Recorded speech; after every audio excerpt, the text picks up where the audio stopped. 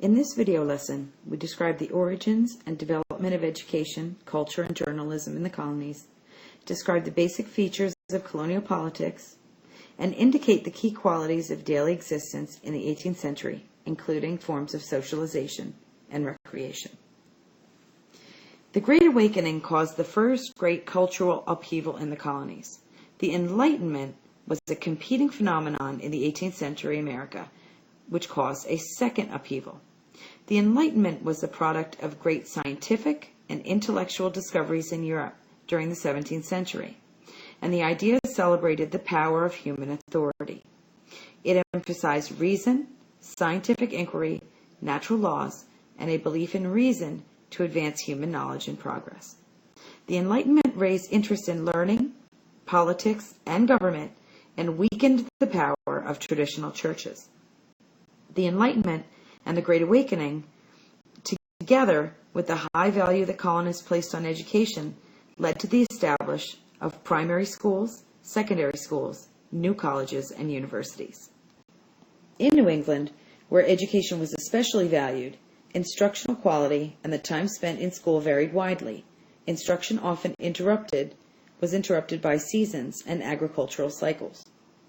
Education was important in the middle and southern colonies, where some institutions were tax-supported and others were privately operated. In the South, education was limited by the logistics of a scattered population and by wealthy planters who were opposed to tax-supported education in favor of private tutors or institutions. In general, colonial schools emphasized basic discipline and instruction of the ABCs. Colleges and universities, typically enrolling below 200, emphasized classical languages such as Greek and Latin and Orthodox religious doctrine, except in the aforementioned New Light centers of learning. Most Americans were too consumed with the rigors of pioneer life and farming to become patrons of the arts in the 18th century, forcing many aspiring artists like John Trumbull to pursue their ambitions in London or Europe. John Trumbull is seen here, and we'll look at a lot of his paintings throughout the next couple of chapters. Colonists who had the time and wealth to enjoy the arts were oriented to British and European tastes. A few American artists had emerged with their own distinctive styles. Painters Benjamin West and John Singleton Copley were also forced to pursue their ambitions in London. West and Copley were both buried in London's St. Paul Cathedral because they remained loyal to the Crown during the Revolutionary War. This is a painting, actually, this image, that comes from a John Trumbull painting that we'll investigate as we get closer to the Declaration of Independence.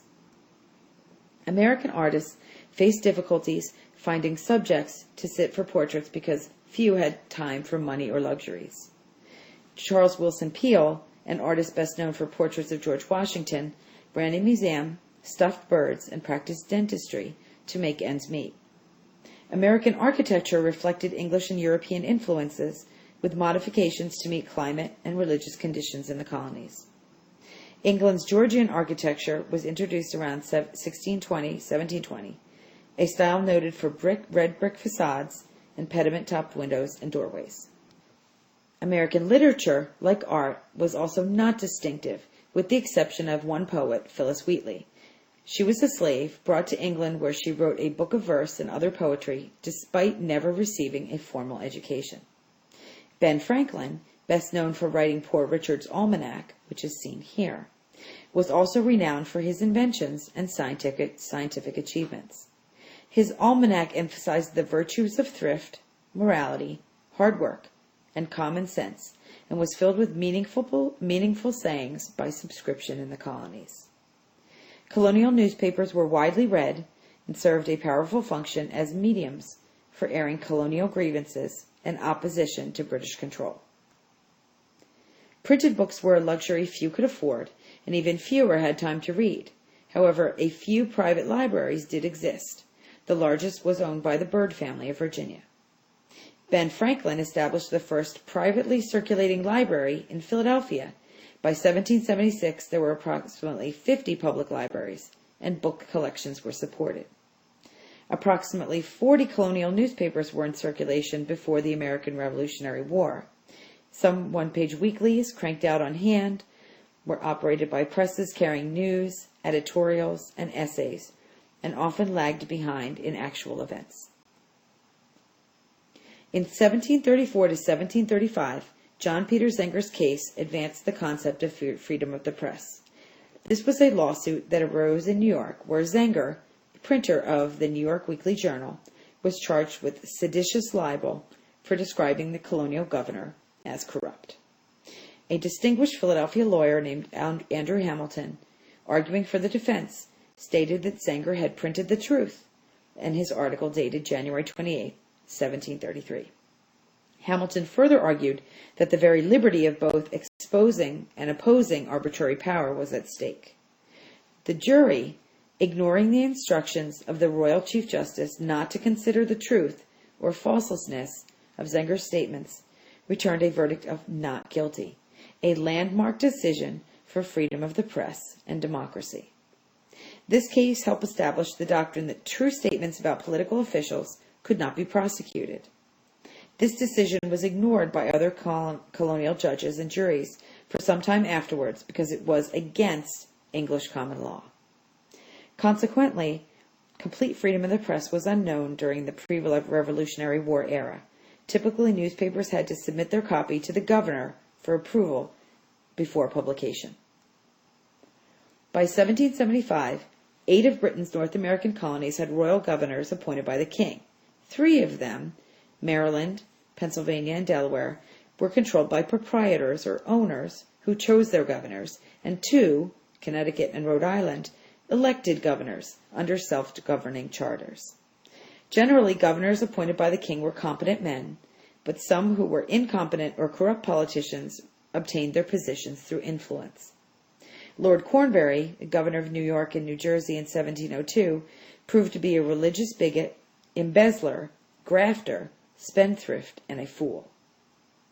Most legislative assemblies consisted of an upper house, or a council, which was appointed by the crown in royal colonies, or by the proprietor in proprietary colonies, and a lower house, whose members were chosen by voters in elections. Colonial legislators controlled the purse, and by extension, the governor's salary, which led to constant conflict and argument, and generated a spirit of revolt in the colonies.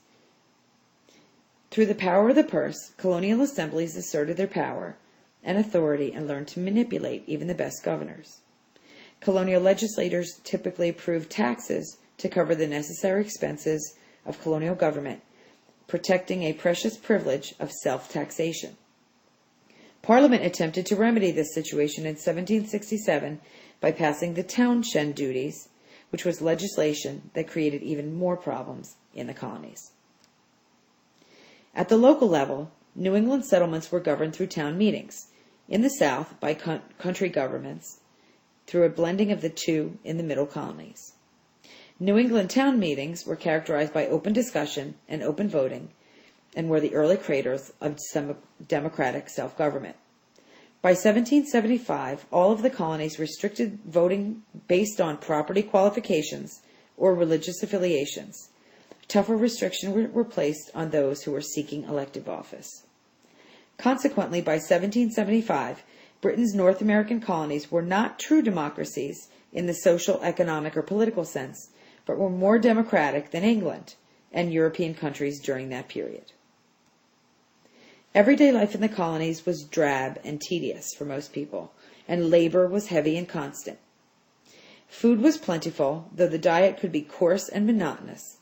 Americans probably ate more bountifully, especially of meat, than other people in the Old World. Lazy or sickly was the person that was hungry. Basic comforts now taken for granted were lacking. Churches were not heated. Drafty homes were poorly heated, mostly by fireplaces. There was no running water in the houses, no plumbing, and probably not a single bathtub in all colonial America. Candles and whale oil lamps provided faint and flickering illumination. Garbage disposals were so primitive that hogs ranged the streets and buzzards, protected by law, flapped over the wastes. Amusement was eagerly pursued when time and customs permitted. The militia assembled periodically for musters, which consisted of several days of drilling, liberally interspersed with merrymaking. On the frontier, pleasure was often combined with work at house raising, quilting bees, husking bees, and apple parings.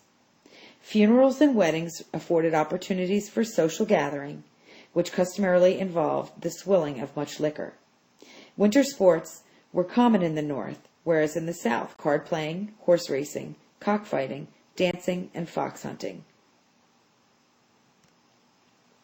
Over-diversions beckoned. Lotteries were universally approved, even by the clergy, and were used to raise money for churches and colleges. Stage plays became popular in the South, but were frowned upon by the Quaker and Puritan colonies, and in other places forbidden by law. Many of the New England clergy saw play acting as time-consuming and immoral. They preferred religious lectures and spiritual satisfaction. Holidays were everywhere celebrated in the American colonies, but Christmas was frowned upon in New England. Thanksgiving Day came to be an American festival, for it combined thanks to God with an opportunity for jollification, eating heavily, and guzzling drinks.